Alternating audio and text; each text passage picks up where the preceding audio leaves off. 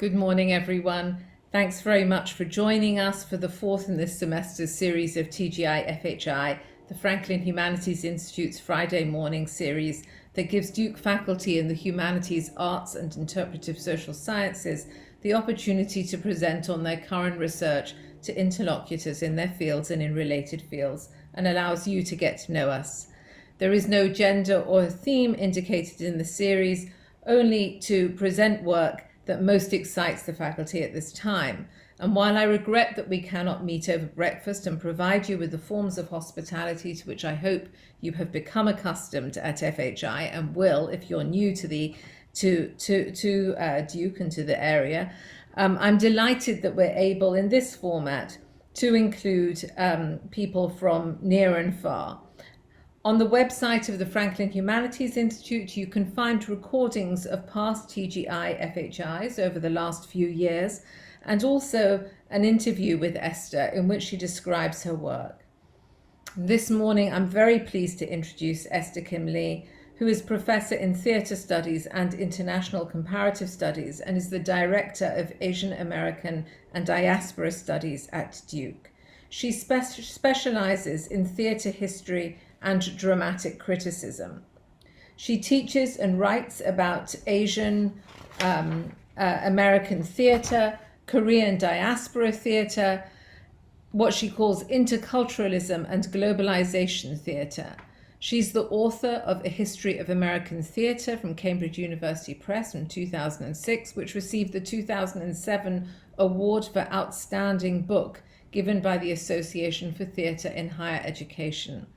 She's the editor of 7 contemporary plays from the Korean diaspora in the Americas that appeared from Duke in 2012. She was the chief editor of Theatre Survey, the flagship journal of American Society for Theatre Research, and her latest published book is The Theatre of David Henry Hwang that came out from Bloomsbury, Methuen and Drama in 2015. She also has a new book that is appearing this summer, I believe, from the University of Michigan Press, Made Up Asians, Yellowface During the Exclusion Era. I think we'll be hearing something from that today. And in addition, an edited volume, Modern and Contemporary World Drama, from Bloomsbury in 2022. So Esther's first book follows the chronological development of Asian American drama. The first chapter looks at Asian American drama before 1965 and gives an overview of the earliest Asian American theaters. The second looks at actors in the 1960s and 70s and focuses on actors. And the third looks at companies, the first 4 theater companies. The fifth looks to the 1980s, and then we move through various decades, the diversification of Asian American theatre, and solo performances and the Miss Saigon controversy. In this way, she traces the continuous history and development of Asian American theatre as a whole, while also registering the multiplicity of this body of work. You may ask why 1965 right at the beginning. She points out in the early moments of the book, and I quote, "The term Asian American did not exist before 1965, and neither did Asian American theatre. But theatrical activities by Asian immigrants and their descendants have been around as long as they have lived in the United States," she tells us, "and Asians and Asianness have appeared on mainstream American stages at least since the 18th century. Her second book is an introduction to and survey of, small feat, of David Henry Hwang's theatre, which takes us into a deep reading, certainly of his most famous work, M. Butterfly, but also gives us a thorough survey of the phases of his writing and productions of it, its successes and its failures. So she takes us through the early work, the first few plays that she thinks of as the trilogy of Chinese America, through an isolationist phase, And then a multicultural one, which sort of takes us through Madame Butterfly, the issues around identity politics and multiculturalism in the 1990s, which one might say we're returning to somewhat, the irony and rhetoric of the global millennium, as she puts it, and so takes us through a range of work, a range of styles of work, and a range of concerns that David Henry Hwang is writing about. A recent article by her that demonstrates her work in Korean theatre, called Korean Diaspora and the Mebius Strip, Sung Nao's Yi Sung Counts to 13 and Transnational Avant-Garde Theatre, discusses the production of Yi Sung Counts to 13, which is a play written by Korean-American playwright Sung Nao, that was directed by Lee Brewer and produced in Seoul in 2000. And she writes about this, how the surrealist play is inspired by translations of a Korean poet who died in 1937, Yi Sung. She writes about how the production was heralded as a meaningful coming together of three experimental artists of different generations and backgrounds, and explains how from Korean Americans' perspective, she examines the production in the context of Korean as well as transnational avant-garde theatre. The title of her talk today is Made Up Asians, Yellowface During the Exclusion Era. Please join me in welcoming here. Thank you for coming. Thank you so much. Thank you, Ranji, for that generous introduction. It's very heartening to listen to this kind of all the writings I've done, publications, the summary that you've provided, and thank you for pointing out the essay on Sung No's 13, the one that was directed by Lee Brewer. I think you might be like one of 5 people who actually read that piece. And I thank you to FHI for inviting me. I interviewed for my job at Duke about 4 years ago, and my job talk was at the FHI space where you host these talks. So I kind of fantasize about giving this Friday talk in the same space. That would be very meaningful. It's regrettable that we can't be there, but I think doing it this way, I think it does have kind of advantage in that we can have more people attend and listen to the talk. So that talk that I gave at the job talk 4 years ago, that was really kind of a small piece of an idea I had for this book project. And it was something that I was testing out. There are some ideas that I was testing out. And it's really incredible that Duke was able to provide a full year of sabbatical, which made it possible for me to finish this book. So I'm very grateful for that, and to really underscore the need of especially book culture, the book discipline scholars to have time to write. And I'm very, very happy to share this work with you. So as Ranji mentioned, I wrote my first book, History of Asian American Theater, and that was based on over 70 interviews I conducted with various Asian American theater artists. And when I talked to these artists, every one of them, I mean, literally every one of them mentioned Yellowface. It was something that was in the background. It was something they're, working against, something that was at the kind of foundation of Asian American theater, like it or not. And so I've always been curious about why that was the case. It in a way, it was an origin story of Asian American theater. So I had to go back. I had to go back before 1965 to figure out, okay, what is Yellowface? What happened? Like, why is it that we're still talking about it, despite decades of protests by actors and activists? So let me then start my talk and share my screen with you.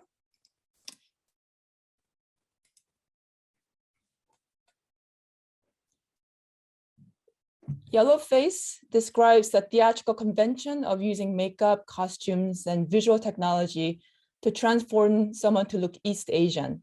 In most cases, the skin is darkened, the eyes are altered with eyeshadow, tape, or prosthetics to make them look slanted. The makeup is often accompanied by costumes and settings intended to inspire fantasies of an exotic, faraway land, and by gestures and sounds that evoke the foreign.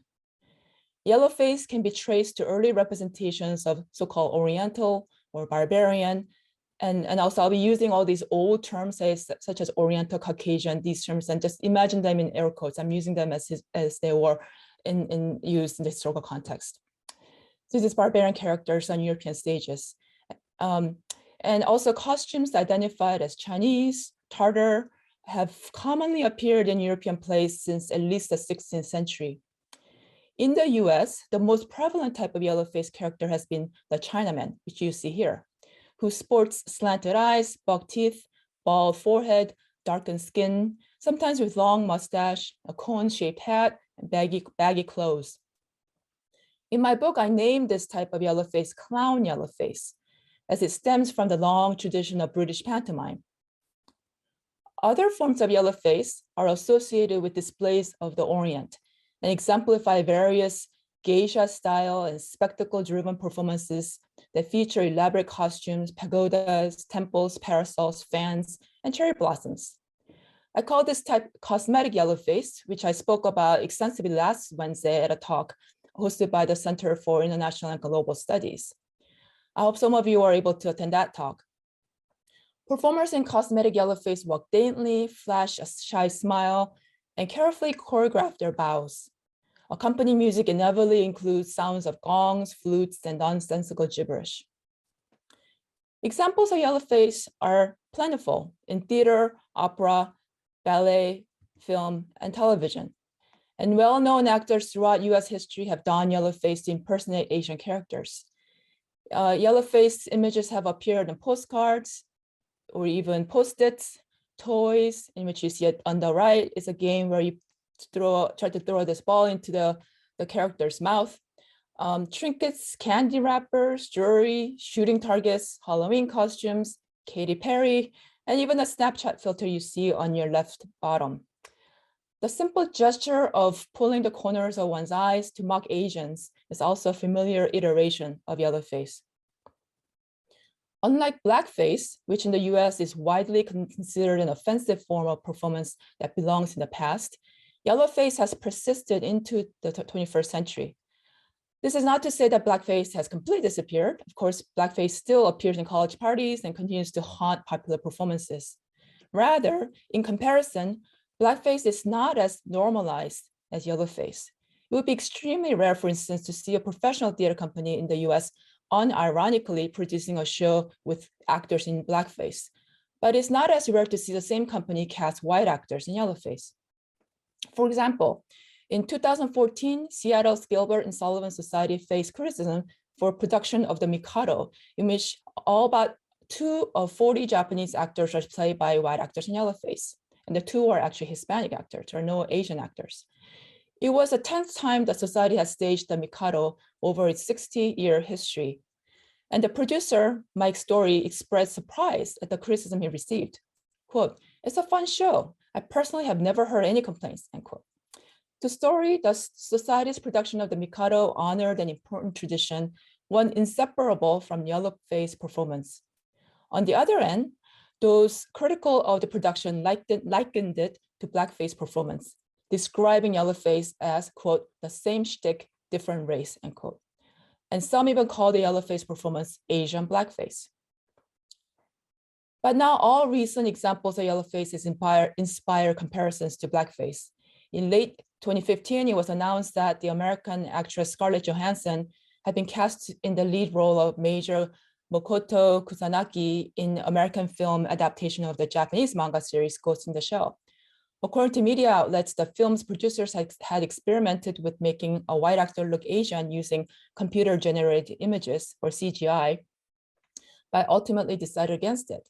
Johansson appeared in the film with black bob hair and slanted eyebrows and wore costumes for the part. but her face was not noticeably altered with special effects.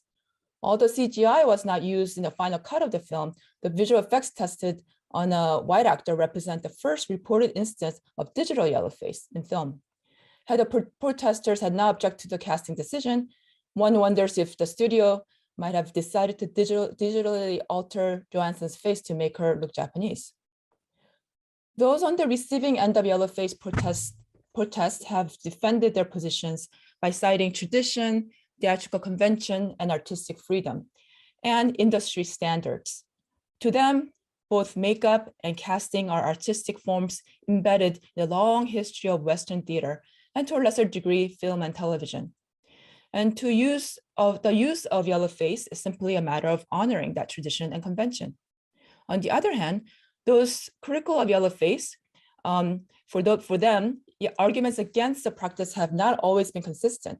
As noted, some have argued that Yellowface is so-called Asian blackface and is just as offensive as a white actor putting on burnt cork on their face, while others have criticized an acting industry that privileges white actors, and some call this whitewashing. These two arguments have been effective to varying degrees, but they have not stopped the practice of Yellowface entirely. In fact, one essential characteristic of Yellowface is its persistence. Asian American actors have been protesting Yellowface at least since the 1960s, as my first book documents. Yet Yellowface continues to appear well into the 21st century. One explanation for Yellowface's durability is that despite its long history, little is known about where the practice has originated, how it has evolved. Both defenders and opponents of Yellowface frequently lack a common historical understanding of the phenomenon, and their arguments are often tautological and self-serving. The goal of my forthcoming book, Made Up Asians, Yellowface During the Exclusion Era, is to historicize Yellowface and to make the practice known and knowable as a historical subject. This book traces the origins of Yellowface in theater history and examines it as a historical subject created and revealed in theatrical practices. In particular, it is concerned with the development of Yellowface in the US during the Exclusion Era, and examines Yellowface as a technology of Asian exclusion. The term technology as it's used here primarily connotes the material use of tools, wares, and apparatuses, but it also refers to the theatrical technologies. I explore the ways in which theatrical technology has been deployed as a political and artistic tool. The theatrical convention of non-Asian actors portraying Asian characters likely dates to the first encounters between the East and West, but each iteration of the practice has been informed by new technology. From grease paint in the 19th century to CGI in the 21st, Yellowface technology, like all technologies, has been used to create new realities.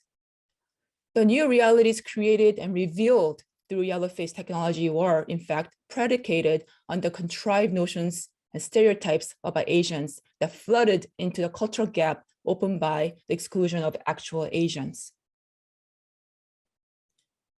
My book attempts to construct what the theater historian Tom Postway calls epistemological foundation of Yellowface history.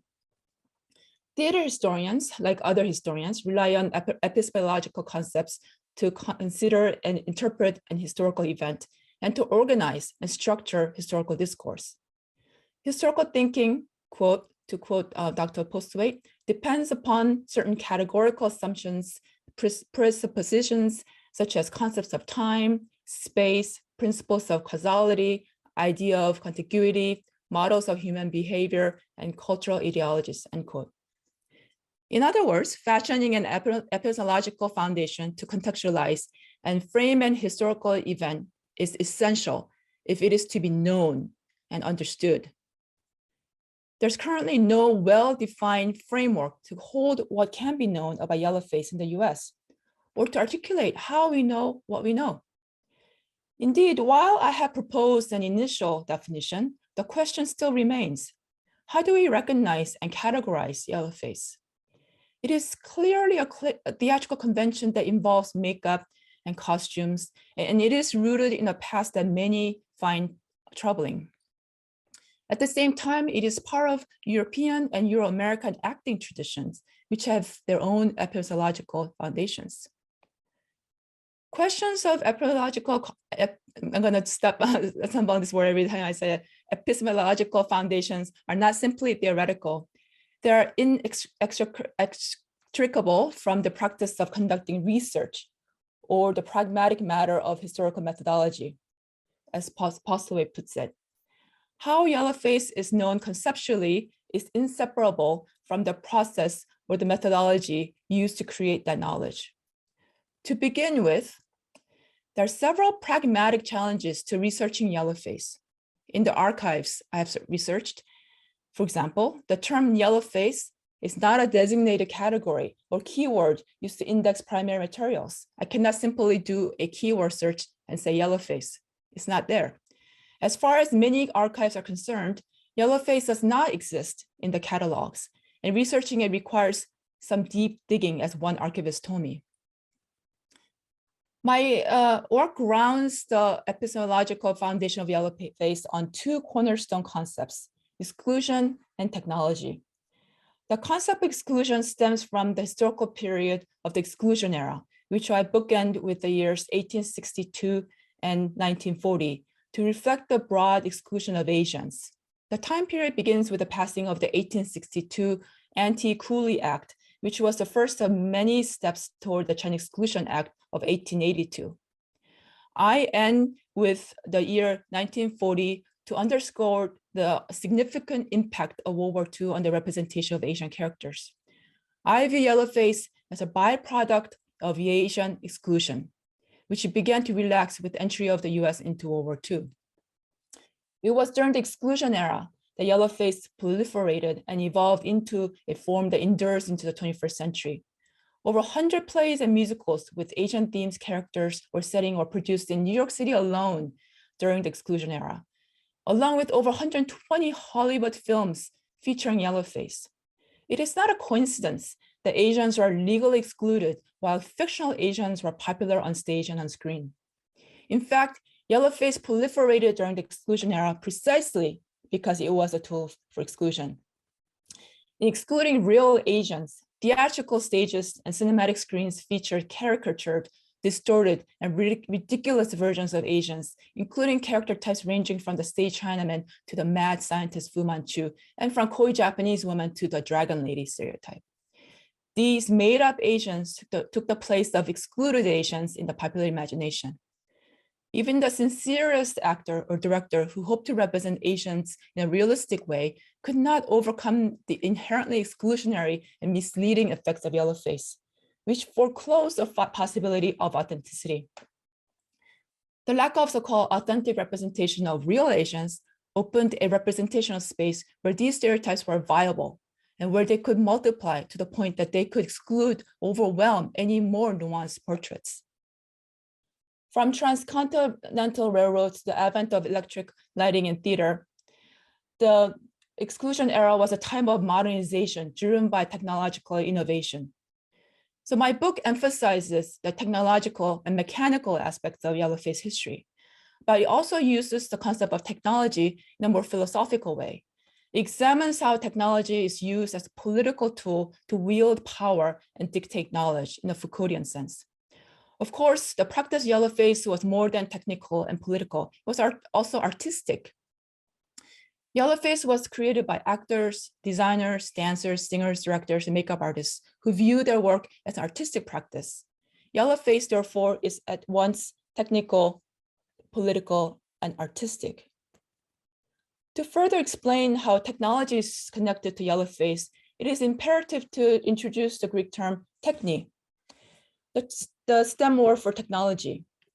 Techne is often translated as an art, skill, or craft, but it also signifies experience-based practice that leads to new knowledge. For example, like mathematical knowledge is episteme, but carving a sculpture involves techne. To borrow Martin Heidegger's definition, technique belongs to poiesis, or the process of bringing forth something that was concealed or did not exist before. So the sculpture example is a great metaphor for this.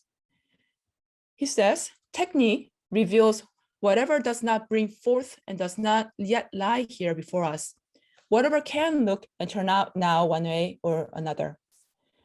Technique belongs both to manufacturing and the arts and is a mode of revealing that is different from abstract or technical knowledge. Technique reveals what was previously unknown and brings into existence something new. In this sense, all artists rely on technique. And my goal in introducing the word is to underscore the creative process that leads to new knowledge in theater.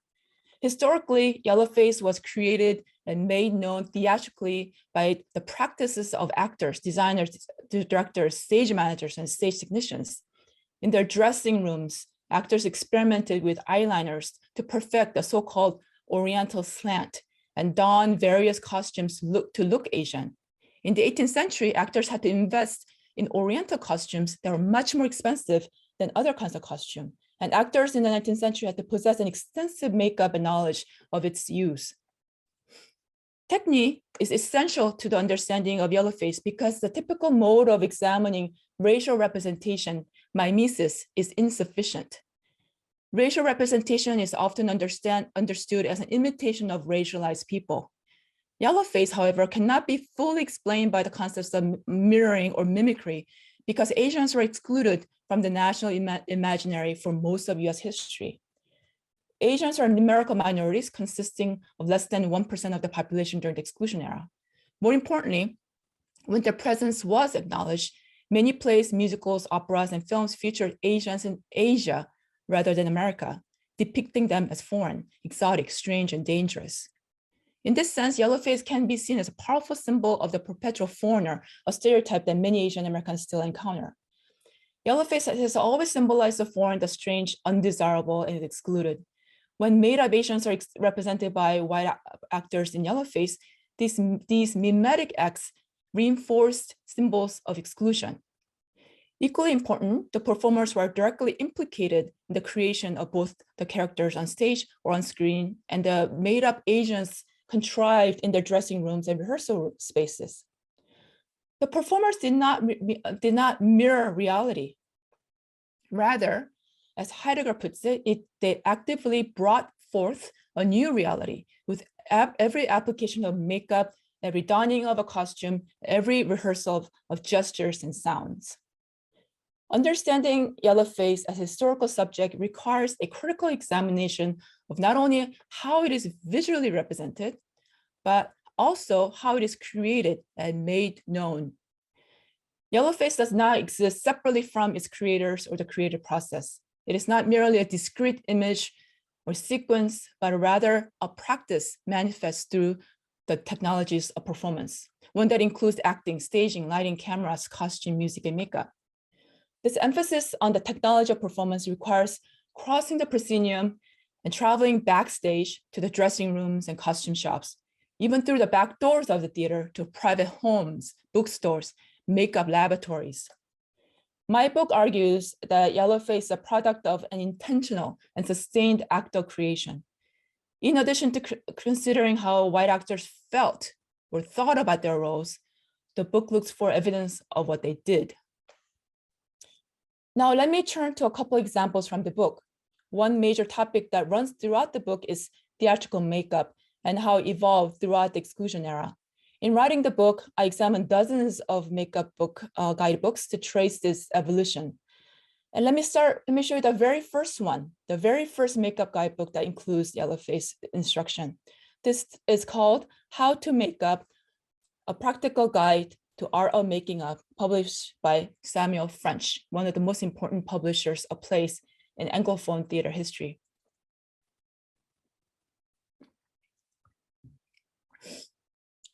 Just as race scientists assume that the default human is a Caucasian male, this book is written primarily for the Caucasian male actor.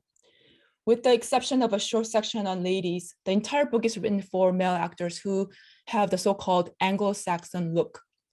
The table of contents includes over 20 different character types, and most detailed and illustrated of which are 5 stages of white men: youth, manhood, maturity, old age, death.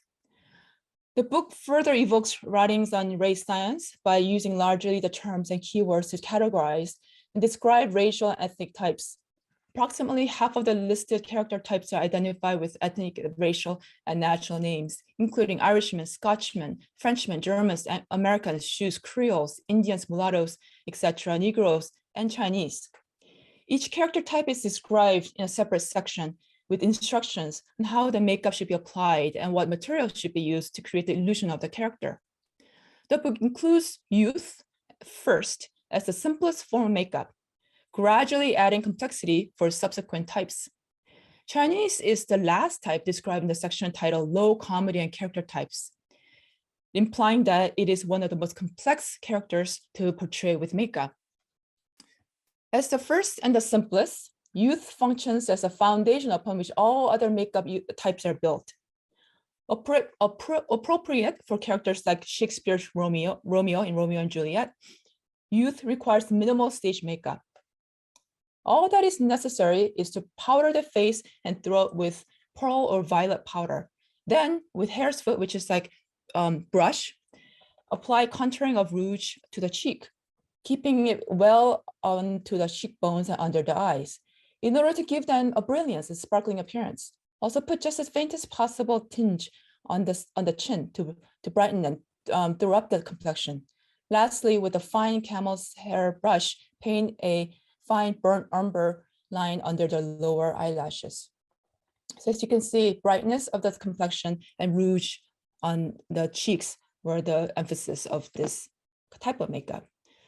The young male actor playing Romeo would simply have to brighten his skin, add red color to his cheeks, and apply eyeliner under his eyes.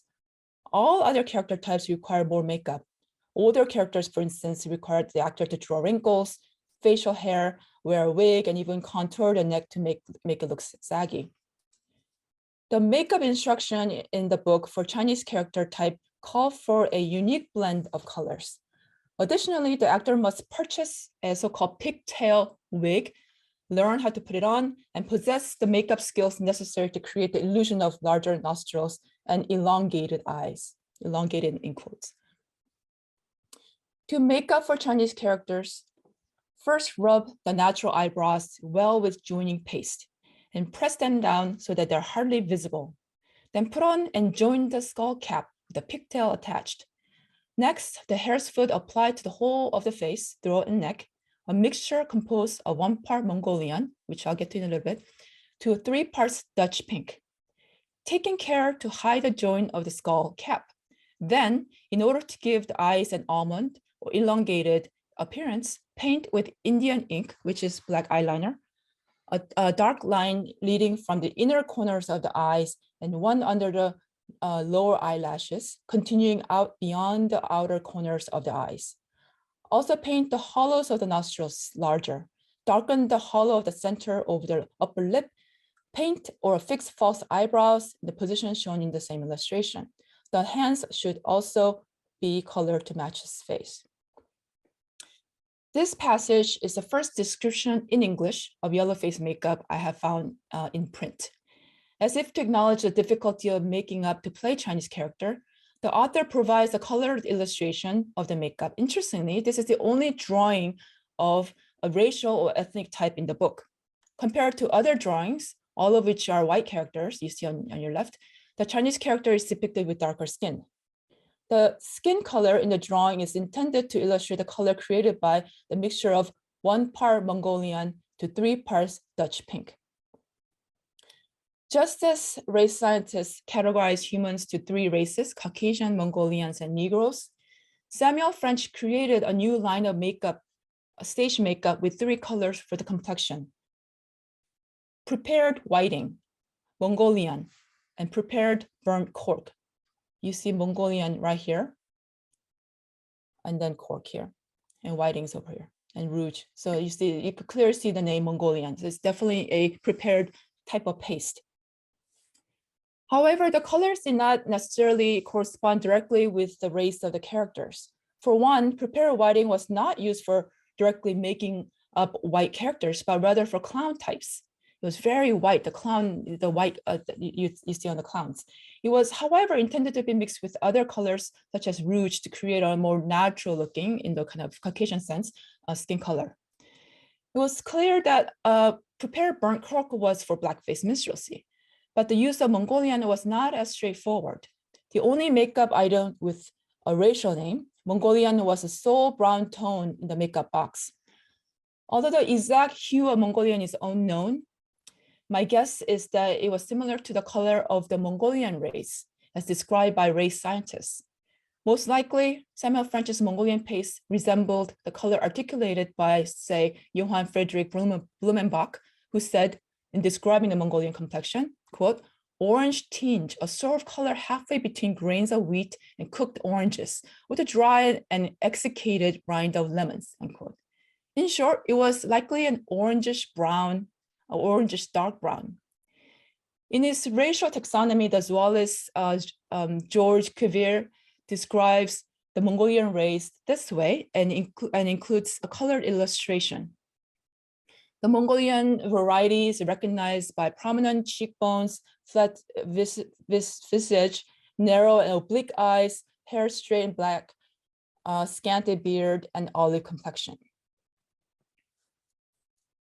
So my guess is that the Mongolian paste looked like this skin tone that you see here. Now, returning to the description of the makeup, whereas Mongolian was dark brown, Dutch pink was a type of yellow. Oxford English Dictionary defines Dutch pink as a pale lake pigment, and Merriam-Webster describes it as a light yellow that's greener and slightly darker than jasmine, greener and stronger than average maize or popcorn. So 3 parts Dutch pink to 1 part Mongolian would have produced a yellowish brown color. So this book, How to Make Up, also instructs doctors to use Dutch pink for the face of dead characters, such as the ghost in Hamlet, or characters with pale and sallow complexion. It was also to be used in small quantities for Irish and Jewish characters, and those with dark and olive complexions. The color yellow represented illness and bile in the 19th century, and those with yellow facial tones were seen as unhealthy and unattractive. Thus, most desirable human skin tone was the glowing pink, which was used for youth, while the least desirable was the grayish yellow, or the color of death. Dutch pink seems to have been used to represent varying degrees of unhealthiness in the Mongolian paste and the specific function of delineating non-white races and ethnicities. Or the Mongolian paste had a specific function of delineating non-white races and ethnicities. The fact that the Chinese character needs a mixture of Mongolian and Dutch pink and not rouge contributes to a sense that Chinese are unhealthy and foreign. In early film technology, distinguishing orange, brown, yellow complexion from Caucasian complexion was tricky, and camera close-ups demanded a different type to make up Asian characters to look different from white characters. One way this was done was with eye makeup.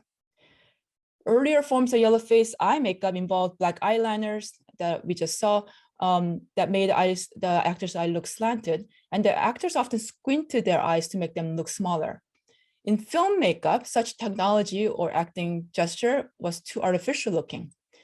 In the silent film era, we begin to see tape, rubber, and later adhesive synthetic technology to create what was called the epicanthic fold, a skin fold of the upper eyelid common among East Asians. What I found out during my research into what I in my book called this prosthetic yellowface, was that synthetic eyelid was first used for yellowface makeup for the character Fu Manchu, played by British actor Boris Karloff, which you see here, for the film The Mask of Fu Manchu in 1932.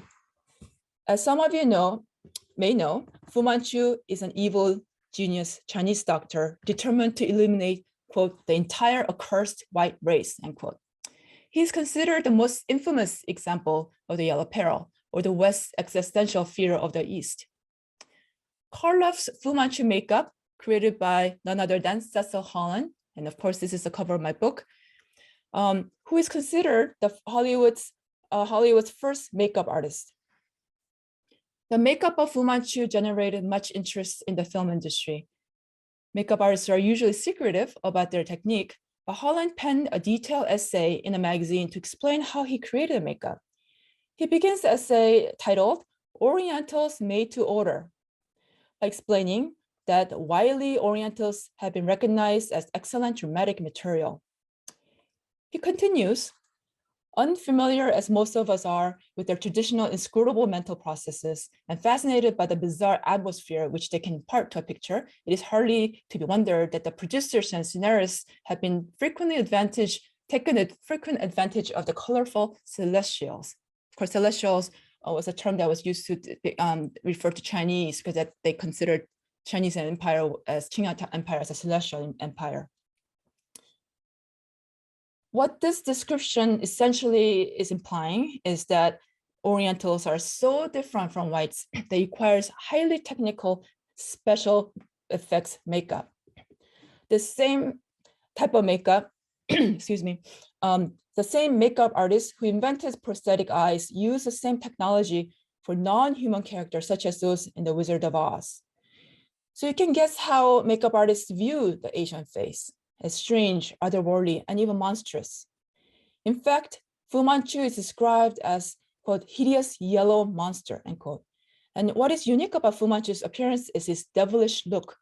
With pointy ears, sinister grin, he looks like a monster, creating the foul slums of an imagined Chinatown's bachelor society.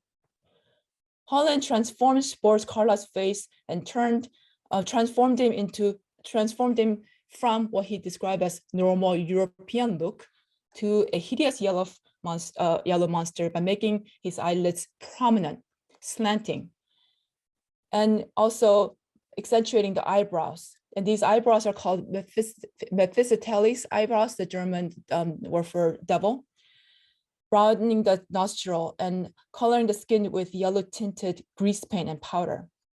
So it must be stressed that Hollywood's first prosthetic epicanthic fold was created specifically for a monster character.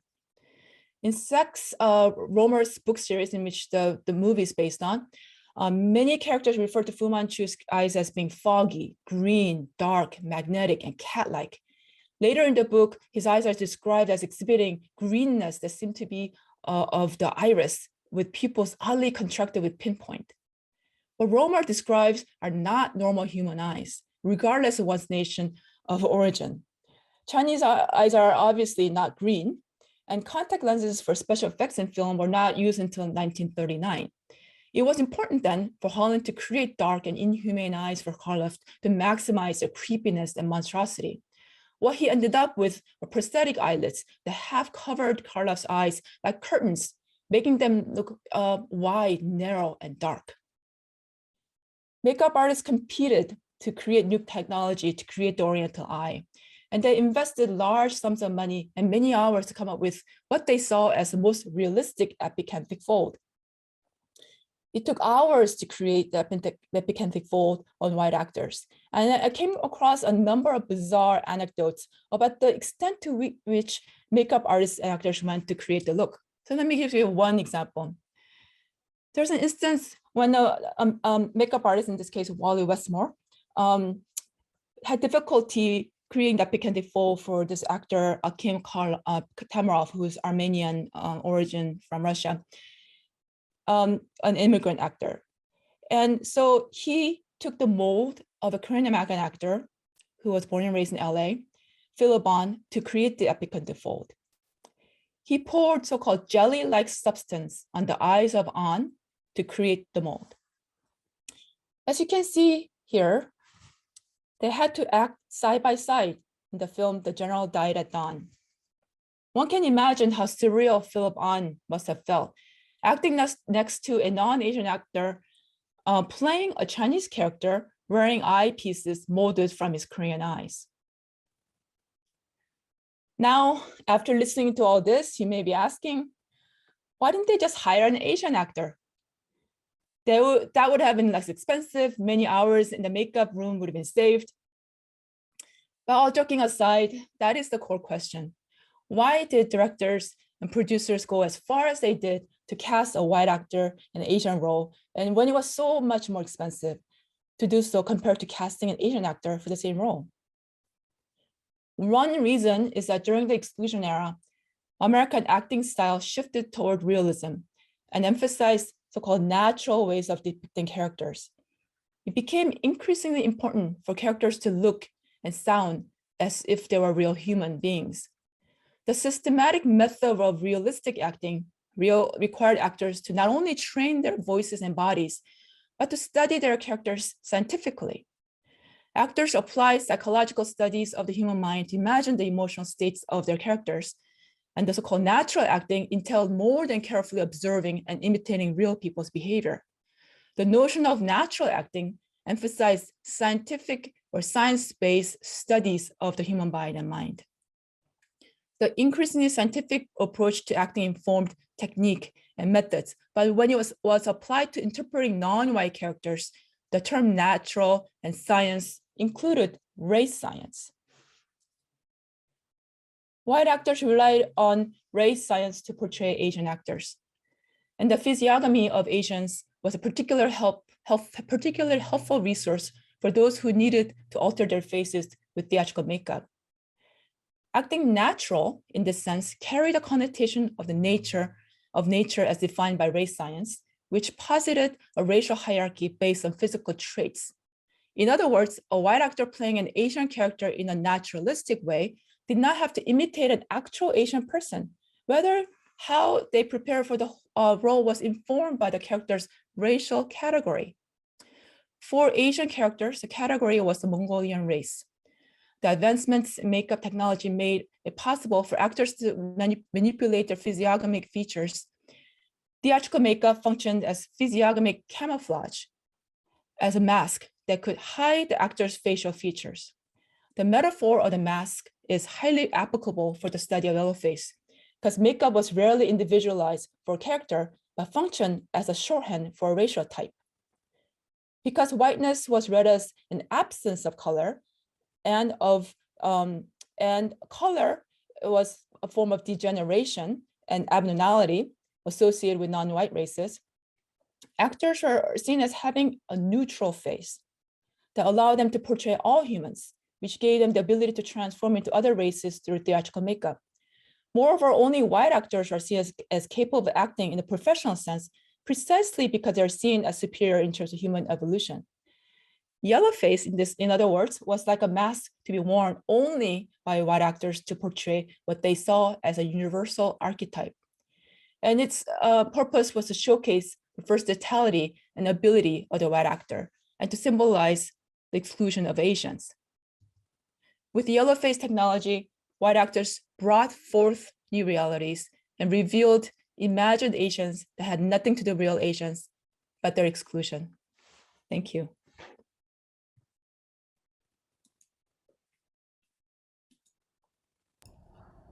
Thanks so much, Esther. That was really fascinating. And I'm sure there'll be many questions. Just as a reminder to our audience, you can pose questions in the Q&A. A question that I thought that I would just sort of bring up just to get us going while people are thinking of their questions, is sort of one of authenticity. You brought up the term authenticity early in the talk when you were describing sort of three different modes of responses to Yellowface, and I think those were okay, what were they? Well, you were sort of talking about some people who understand Yellowface as part of a theatrical tradition, others who and therefore sort of see the artistry in it, others who want to talk about sort of stereotype or mischaracterization, and I think a third group who are asking the question, well, why not just hire Asian actors, as it were, right? And I know that your response is in a sense, takes things from each of those different kinds of things. But here's a question for you. In the criticism that is about why not just hire Asian actors, which in a sense I think is responded to in your talk by a kind of by a response to the development of a tradition and a technology that employs race science and has a kind of function, power function in race science. Where does that leave a notion of authenticity, right? Is there, what is authenticity in this context? And if we're thinking of, well, I mean, okay, so forget the and for now. Let's start with that. I might come back with the second part. Yeah, that's a great question. Yeah, I put the word authenticity in quotes every time I use it in my book. And I appreciate the question because it gives me an opportunity to expand on what I intended to convey with the title. So in theater, because it's basically an illusion of reality, the word authenticity really doesn't work because it's both authentic and not authentic, right? It's both real and not real. So I completely understand that. So words like real, authentic, in classes I teach, I tell my students to use not use words like real, because it means it has contradictory meanings in theater. So so I don't mean to imply that there's an authentic way to represent Asian characters. That's not what I mean.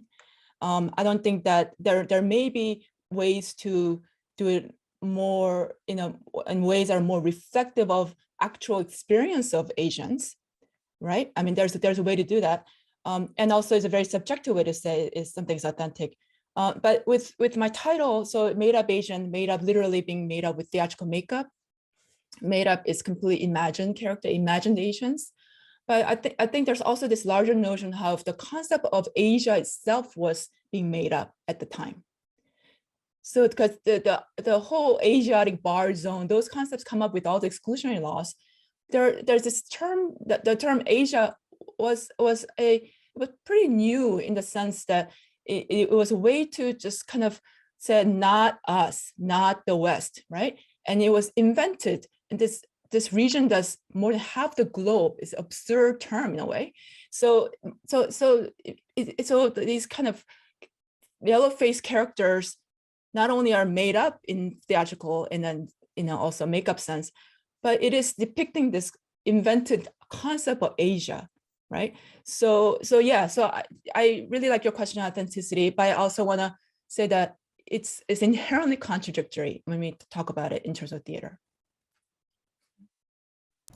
Thank you so much. Thanks so much. That's really helpful. And I was sort of trying to think about this also in relation to a kind of the first critique that you gave, as it were,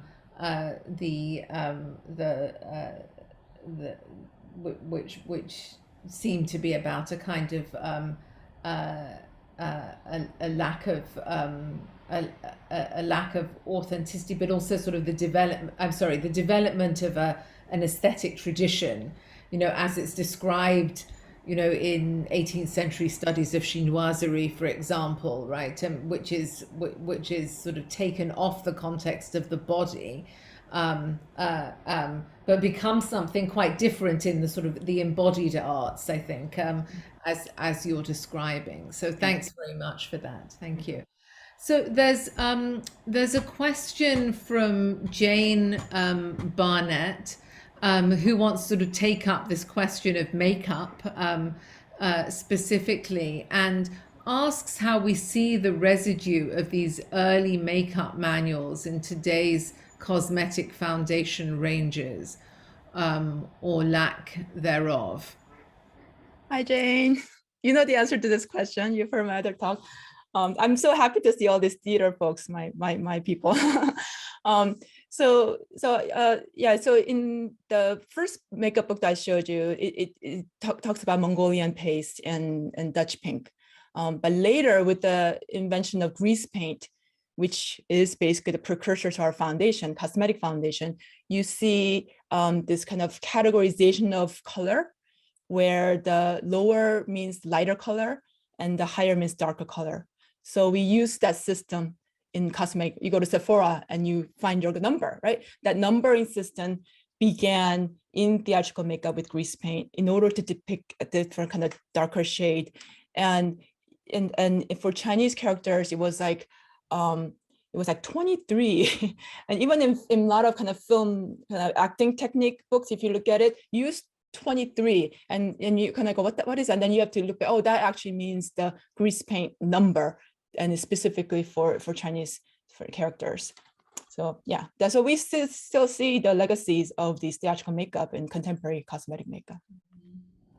Thank you. Thanks. So Lee Baker has a question that came up actually during the talk in response to a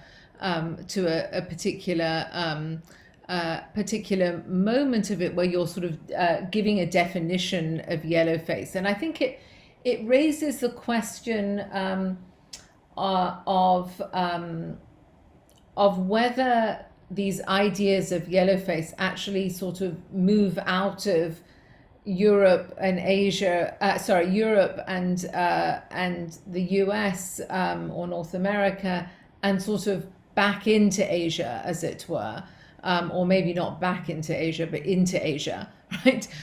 Because he's basically saying, with the definition of Yellowface that you give, couldn't you sort of think about this in terms of other art forms, like something like anime?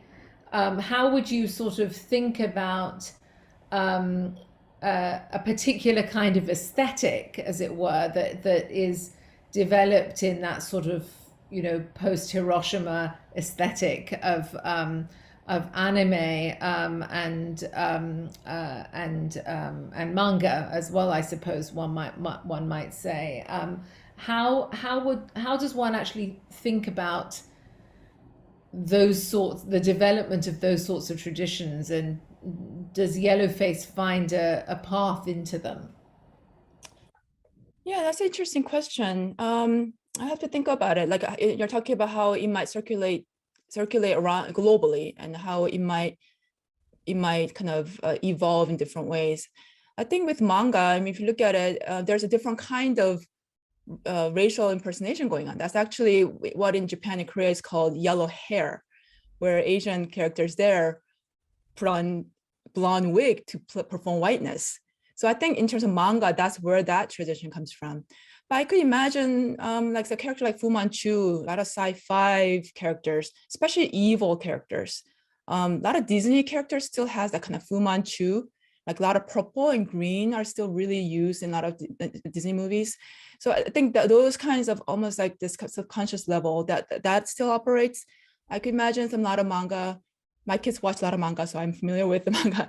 I could see kind of evil characters, or kind of cosmetic Yellowface, where this kind of beautiful, it doesn't have to be. Usually they're kind of blonde in a lot of these mangas, but if they're not, then you do see this kind of Madame Butterfly-like kind of circling back to Japanese culture. Yeah, I could see that. That's a really interesting question. Thank you. Thanks so much. There is a question from Emily Wilcox, who thanks you very much. And let me just sort of say there's lots of thank yous in the chat and in the Q&A. And Emily is wondering if your book gives us lessons to navigate efforts to introduce Asian and Asian American theatre and dance into US academic programs. In order to decolonize performing arts programs, we want to require students to learn diverse performance material. However, this often requires having white students and students from other backgrounds perform techniques seen as representing Asian characters or aesthetics. How can we go about this responsibly so that we don't allow for fear of criticism to limit our efforts to promote diversification of the curriculum? I know this is outside the specific context of your project, but I think we can learn from your book to address these dilemmas. I mean, it's a fascinating question about sort of the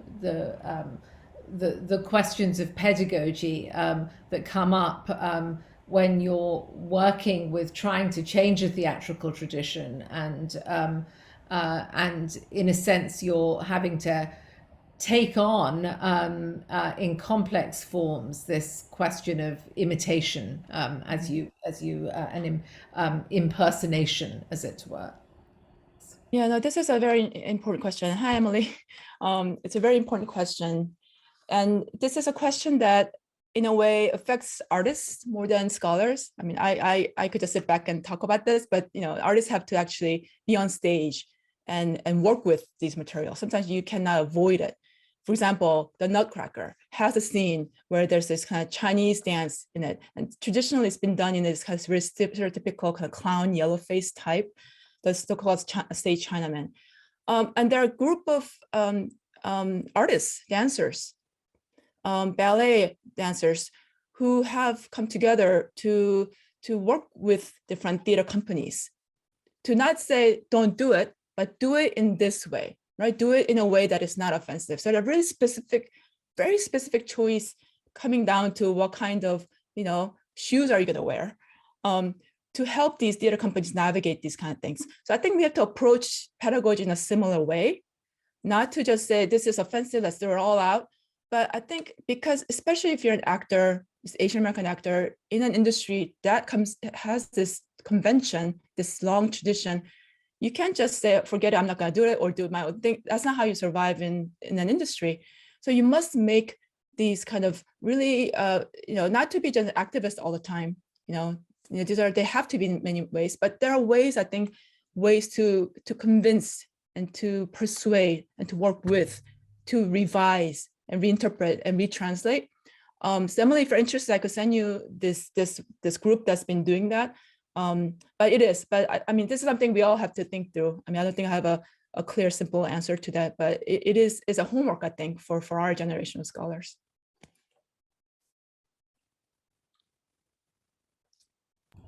Thank you. Thanks so much. There's a question from Kellen Hawksworth, who asks you, I think, to expand a little bit on something that you brought up in the early part of your talk. And Kellen says, you mentioned what you call clown Yellowface and linked it to the practice of British pantomime. Could you discuss whether you trace the practice through minstrelsy as well? If so, what connections did you find? And if not, why do you think it differs from blackface minstrelsy? Thank you for that question. That's actually chapter 1 in my book. Today's talk was from mostly chapter 3, but it's chapter 1. So yes, it does come from clown Yellowface, a pantomime. And if you know anything about American blackface minstrelsy, it comes from also British theater traditions. So it was not something that was invented in the US. Yes, I do trace clown Yellowface both to British pantomime and blackface minstrelsy in US. So Yellowface did appear alongside blackface. Sometimes Black actors would perform in Yellowface. I don't talk about that. There's another scholar, Josephine Lee, who's writing a whole book about Black actors using Yellowface. I'm only focusing on white actors doing that. And in terms of the reason I call this form of Yellowface, and this is what if you imagine like Mickey Rooney in Breakfast Tiffany's, or any kind of these, like funny, short Asian man who's goofing around, falling down and can't speak well, has thick eyeglasses, can't see well. That's where this is coming from. That character type, I found out during the writing, while writing the book, it originated with the clown character actor, Joseph Grimaldi, who is the first modern clown actor, Joey the Clown, who coined the term, here we go again, so he's the one who I almost had that image and I took it out. I wish I had it in there, but so in the interview, I talk about this image, the one that you guys posted. So it comes from clowning, which means it was acrobatic. It was usually silent, they didn't talk. They were funny, but they also were kind of menacing. And this image came out of this kind of era when Britain was entering the first Opium War with China. So this kind of like during the war, like anti-Chinese images. So this image comes from, it gets imported from from Britain to the US. So we often think that these stage Chinaman characters that you see in the 19th century were caricatures of Chinese laborers and transcontinental railroads or gold mines. But those images actually exist well before first Chinese laborers came to the US. So it's an imported image from the UK. And that gets really filtered into popular culture, including minstrelsy. And you often see kind of these characters where they are Chinese, but they have very dark skin, and there are images like this that you find, and they would be part of this kind of minstrelsy act, and they would, the whole Ching Chang Chinaman song that comes from this tradition, right? There's a song. If you're interested in this topic, you look at Kristen Moon's book Yellowface. She talks about music and where this comes from. But it's a long. I mean, I'm a theater historian, so I could talk about this forever. But I'll pause there. Thank you.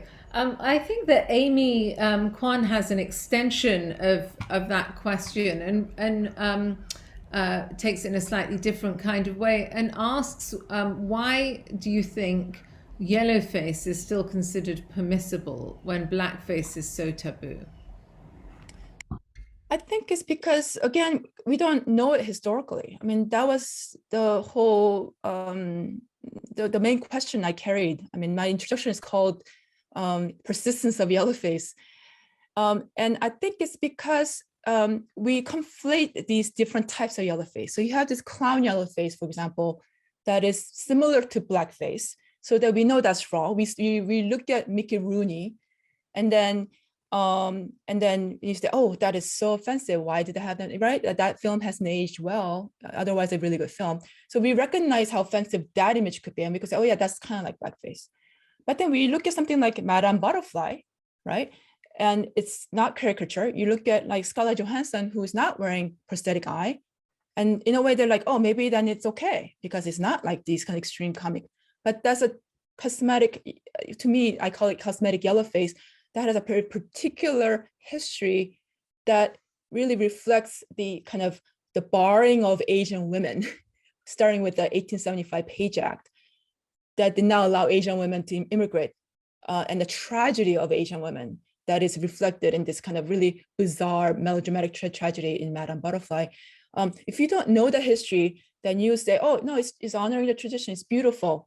But if you knew that the Scarlett Johansson's depiction is part of this exclusion history, then you will look at it in a different way. It's not just beautiful. It's not just something that is, sentimental or nostalgic, but it's actually violent. It's a violence of Asian women's tragedy that it makes it kind of aesthetic, beautiful kind of thing that you cry when you listen to Puccini opera. It's a gruesome scene where she kills herself, right? So I think it is lack of the historical understanding. Hopefully knowing this history and knowing the violence of this history, hopefully will help us reflect on it a little bit more. I'd love to just sort of follow up on that a little bit, just to sort of expand the question a little bit, into sort of thinking about, okay, so the function of what you're doing then, because in some ways I sort of see this as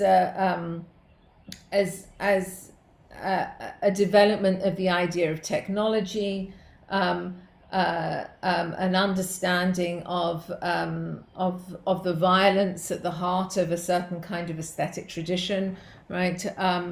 And what you just said in response to Amy is that that I think is that hopefully if people understand this, then they'll, then they won't sort of continue to use it or whatever. And I'm just, it does seem to me as if in the world of various kinds of visual art, there is also an engagement with the complexity of desire, and to some extent, M. Butterfly is about this, right? The complexity of desire, where something is desired even in the moment of the recognition of violence, right, and racism and violation and homophobia, etc., etc. That the whole apparatus, even in the recognition of this thing, it's actually generative of a particular kind of desire that isn't necessarily violent, self-hating, masochistic, if one sees those terms as negative, and obviously one has to sort of go into the complexity of that as well. So I'm just sort of wondering, so you're a theatre historian, so maybe this is totally unfair in terms of sort of thinking about, the future of this, but how does one think about a form of desire that is generated through the technology as well, that understands the structure of violence, recognizes the structure of violence, from your book, understands its origin even further, and yet is still functioning within that structure of violence?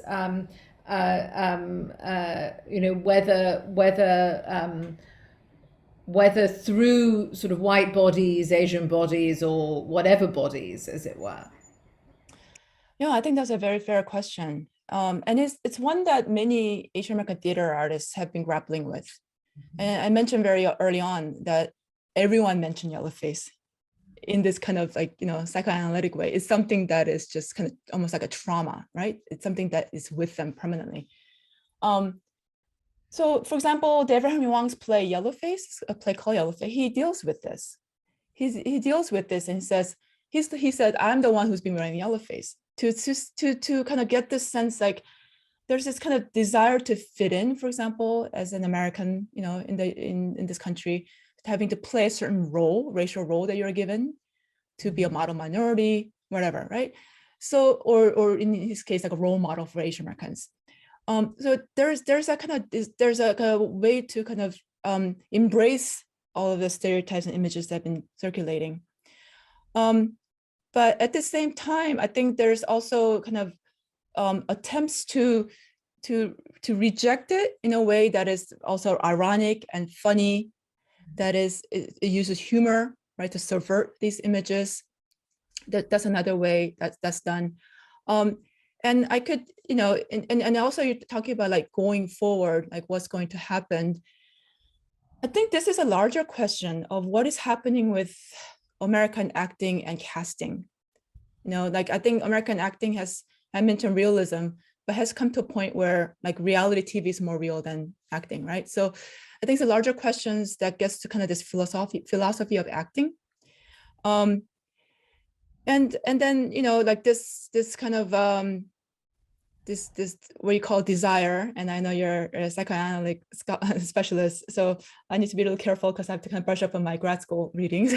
No, but I'm thinking back to, like, for example, there's a play called Yankee Dog You Die by Philip Kangutanda, which is about two actors, and one of the older actor comes from this, like the 1950s generation, where the play is about the switch from so-called Oriental actor to Asian American actor, the activist actor, and the actor who's a veteran who doesn't mind playing these roles, right? Who's like, what's wrong with it? I'm an actor, right?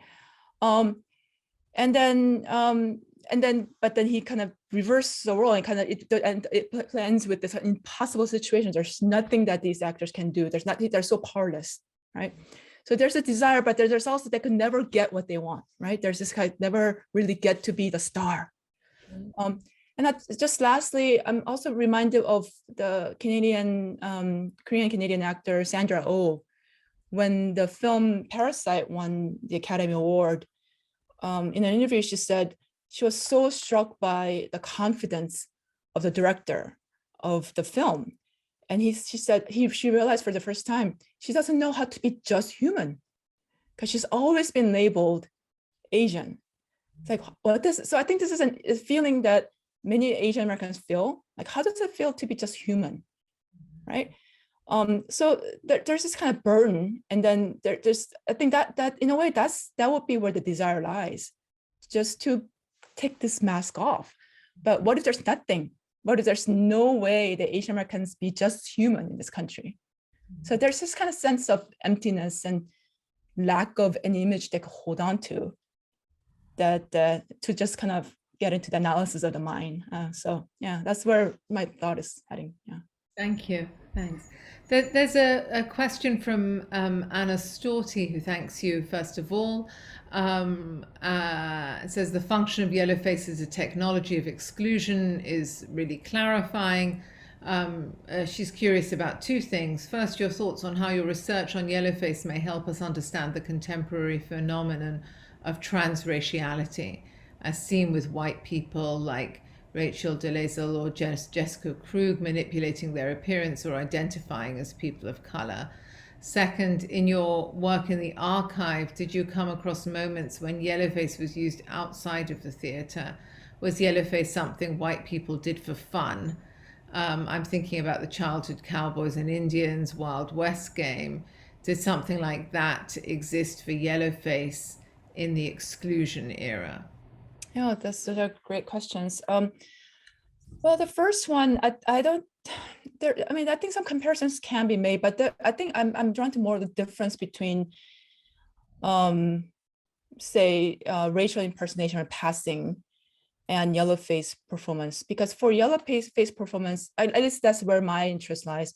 I'm interested in what actors do. Actors who are temporarily passing on stage, not in real life, right?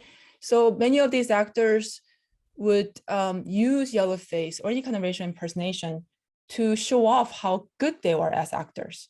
So in many ways, the gap between the actor and the character was really the point. So many of these actors would talk about in an interview how painful it was to put on Yellowface, like how different it was, how it's almost like an able-bodied actor playing disabled character and talking about and getting an Academy Award for it, right? This gap between the actor's body and then the character's body. So I think there's some difference there. Although this kind of idea passing, of course, I think there are ways to apply this in the examples you provide. And then the second question is, yes, there are many examples of these. We just saw one at Duke that, about 10 years ago, I guess, at the frat party, having an Asian theme party of fraternity. I think the most kind of one that I talk about the most is the cosmetic Yellowface. And there's a long history of white women putting on this kind of so-called Oriental makeup to make themselves look sexier and more modern. And they had these parties where they put on kimonos and drink tea and and then use their fans. So there's extensive history that if you're interested, I could recommend a couple of books. So there's that, and then of course these kind of playing. My third chapter is actually titled "Private Yellowface," and in that chapter I talk about how Yellowface was performed at private homes. So a lot of these guidebooks, the makeup guidebooks I shared with you, a lot of them are they're published for amateur actors.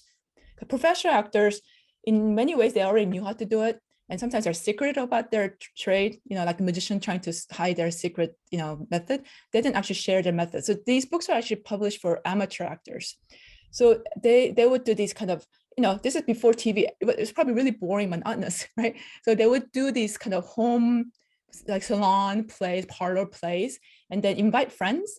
And they did all kinds of racialized makeup. So what you're this kind of playing a Wild West, all of that comes from that tradition of what they call private theatricals. It's a long history that goes back, again, kind of imported from Britain, but in the 19th century. So I have a whole chapter on private Yellowface. And I think, to me, Yellowface proliferated around the country, especially after the construction of the completion of the transcontinental railroad, through these makeup books that were mailed to homes, and they would look at the instruction and impersonate based on the instructions written in these books. So yes, to the second question. Thanks. There's a very interesting question also from Yun Emily Wang, who thanks you for a wonderful talk and says that she learned so much. I'm so inspired by your work. I thought of Irving Goffman's presentation of self in everyday life, the idea of presentation of self in everyday life, glossed as the idea that in daily life we are constantly performing to ourselves and each other. Combined with the earlier question on cosmetics today, would you say that there is a kind of making up of Asians that continues to haunt? Yeah, I think so. I mean, I would love to talk to you, Emily, about this. I think the legacy of Yellowface is still in play for Asian Americans. I mean, you could talk about in terms of specific makeup technique, I would think, like Asian American female, at least Korean American women, like they're in Korea, there's a joke that you could tell that they're from America by the way they do the eye makeup. And I don't know. I mean, it's one of those things. I mean, David Henry Wong's book Yellowface gets to this. There's this question of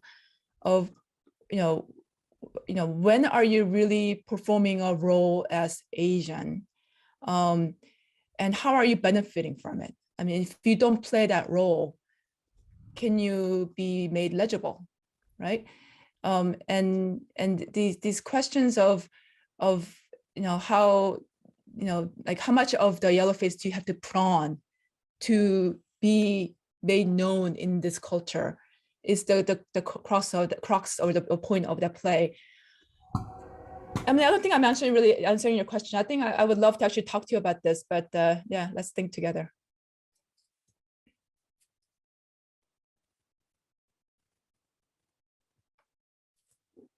Sorry, I just had a train going past here, so it's a little loud in the background. Speaking of transcontinental railroad, right? There you are. Michael D'Alessandro, I think, asks a question that relates to Anna's and maybe another one from earlier on. First of all, thanks you for your talk, and says, I'm very curious about your content about the Samuel French makeup and instructions. I know some publishers like French issued materials and instructions about parlor theatricals during this era. Did publishers like French or any others encourage performance of Yellowface by amateur actors? Is there evidence of parlor theatrical or even private dramatic club performance of Yellowface? So that last bit, I think you maybe have addressed already, but this idea of actually encouraging performance of Yellowface by amateur actors, I think is quite distinctive. Oh yeah.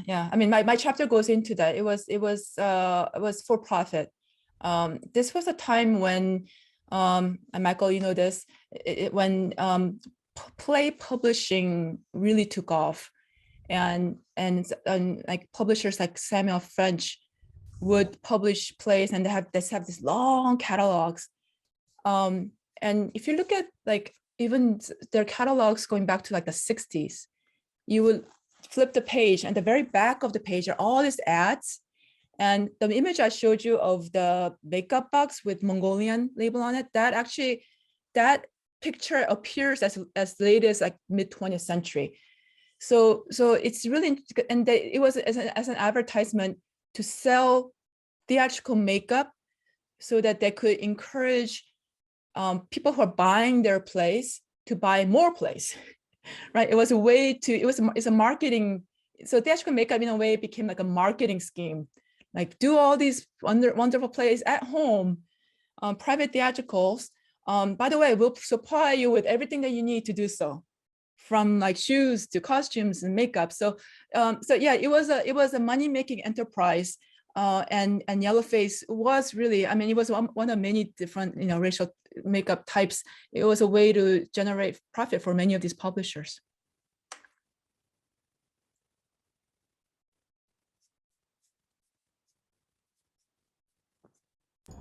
Okay, well, we're almost at time. I mean, I think, one thing that I think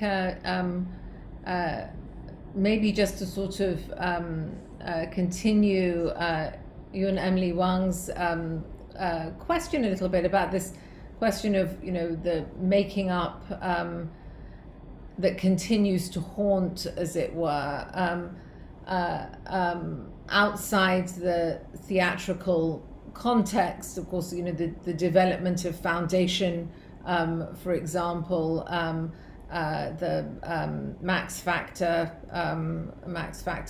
pancake, as it were, is also, I mean, certainly in a sense, the development of foundation. I mean, I know that the foundation has an older history, of course, than Yellowface, but in your complexifying and the of the idea and the introduction of different tones, one might sort of think there that the very notion of the kind of the makeup that is suitable to one's complexion or could change one's complexion, as it were, and a kind of aesthetics that is developed there is a place where this history demonstrates in the fact that every aesthetic, in a sense, carries a history of violence with it, as it were, even if it's one that seems